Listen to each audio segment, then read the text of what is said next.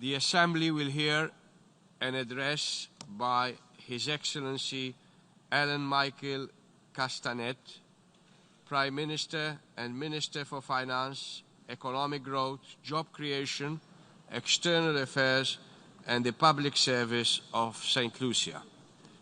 May I request protocol to escort His Excellency? I have great pleasure in welcoming the Prime Minister and Minister for Finance, Economic Growth, Job Creation, External Affairs and the Public Service of St. Lucia and invite him to address the General Assembly. Mr. President, I am pleased on behalf of the government and the people of St. Lucia to once again address this global community of nations.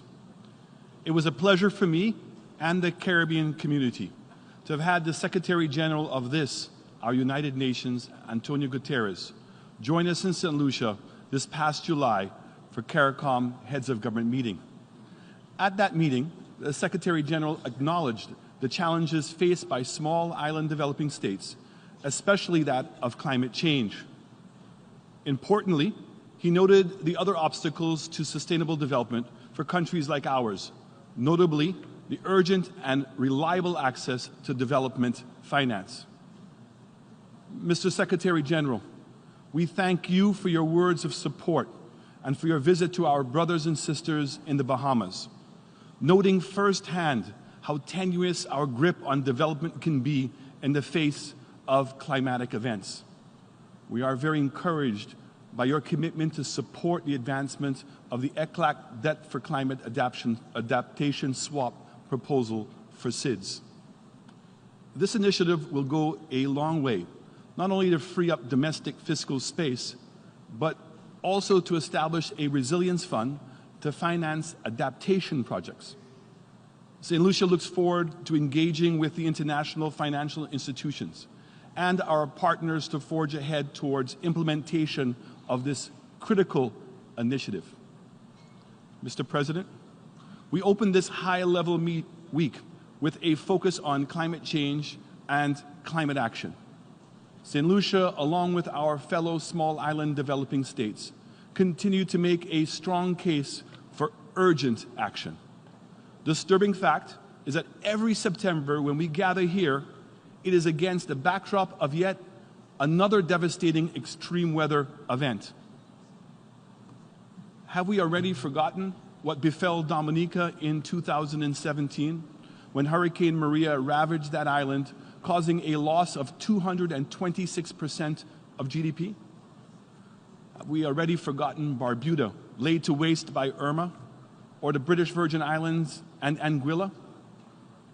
I saw the devastation in the Bahamas firsthand when I visited in my capacity as chairman of the Caribbean community.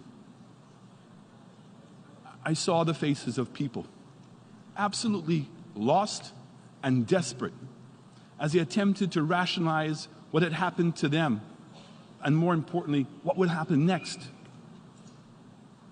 As expected, they cried, they yelled, but ultimately, after the initial reflex empathy and emergency aid, they remain voiceless.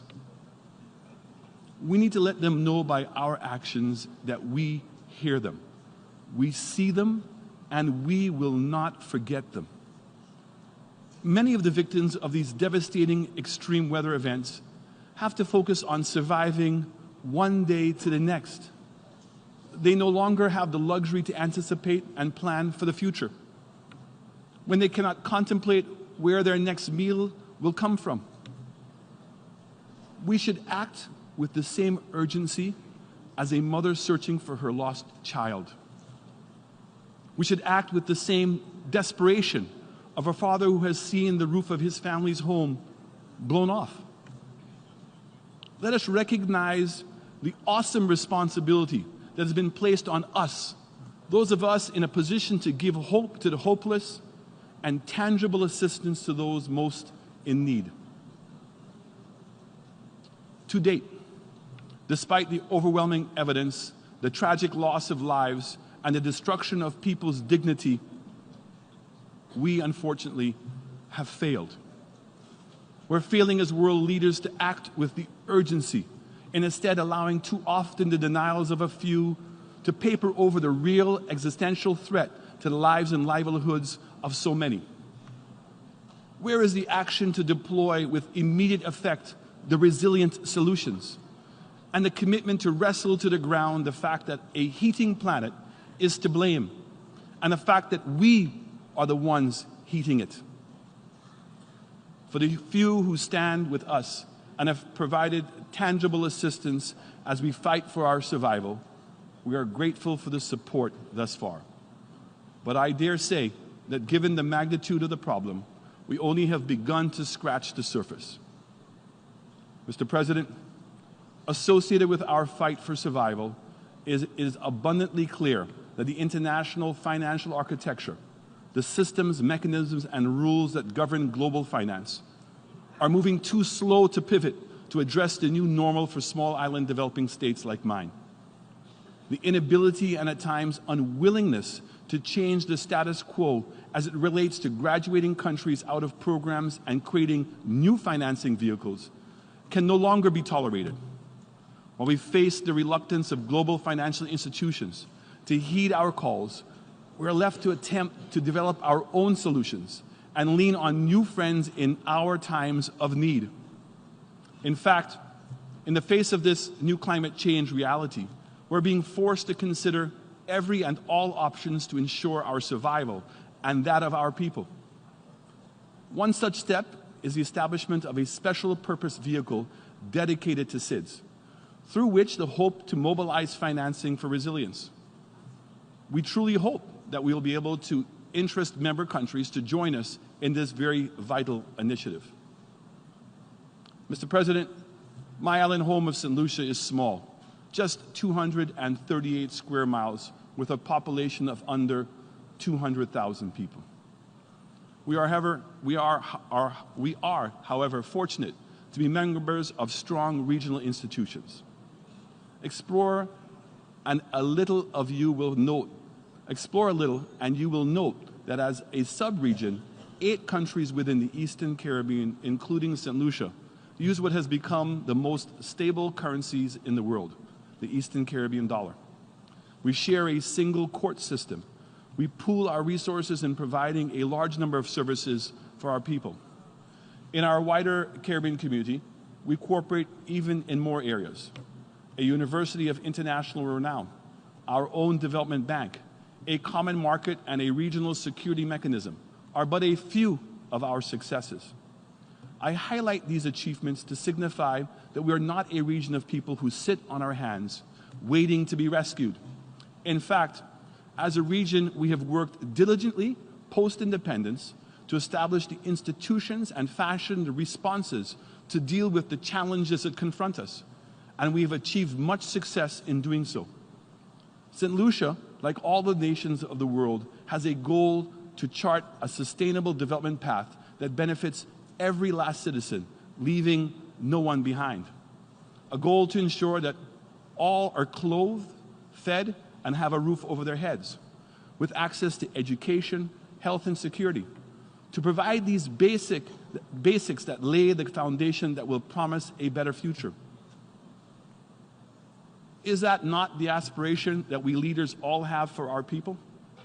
Yet in the face of our ambitious sustainable development goals, we SIDS continue to have to battle with insurmountable challenges, many as a result of rules and systems that do not create the mechanisms and the requisite urgency to address our unique challenges.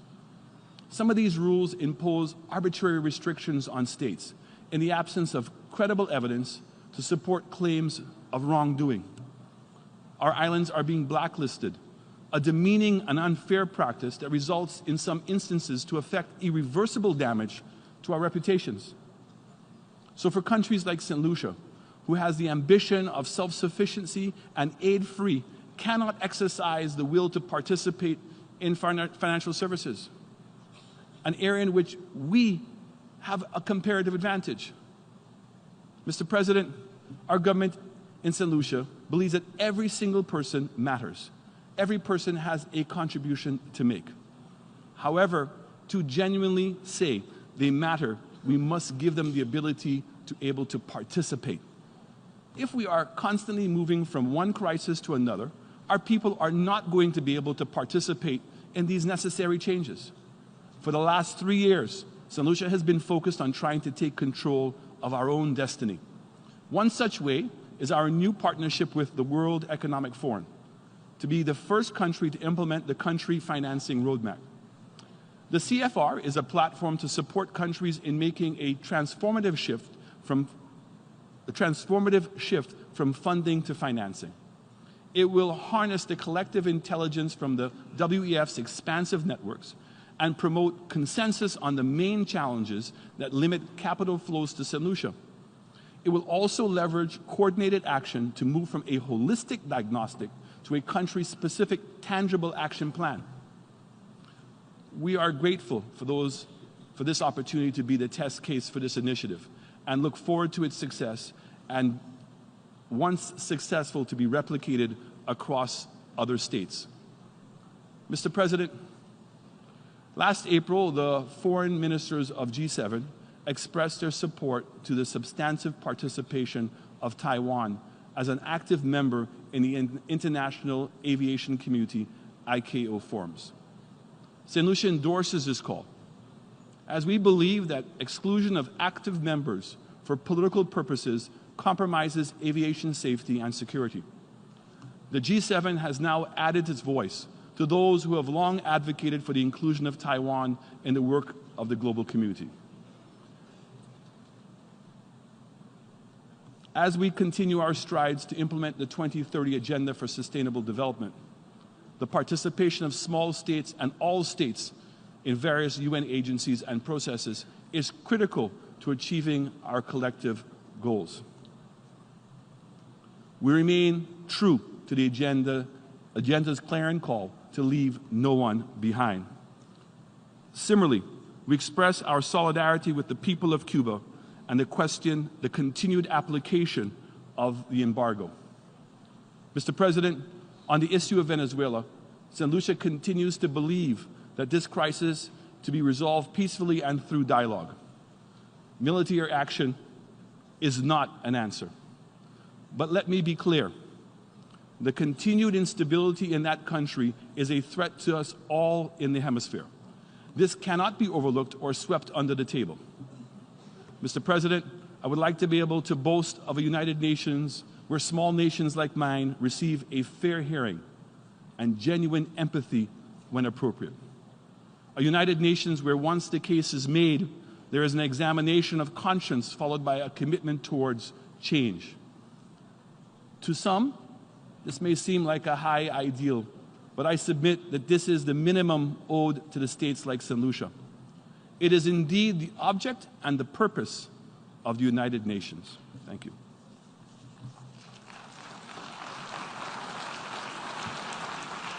On behalf of the General Assembly, I wish to thank the Prime Minister and Minister for Finance, Economic Growth, Job Creation, External Affairs and Public Service of St. Lucia for the statement just made, and I request protocol to escort His Excellency.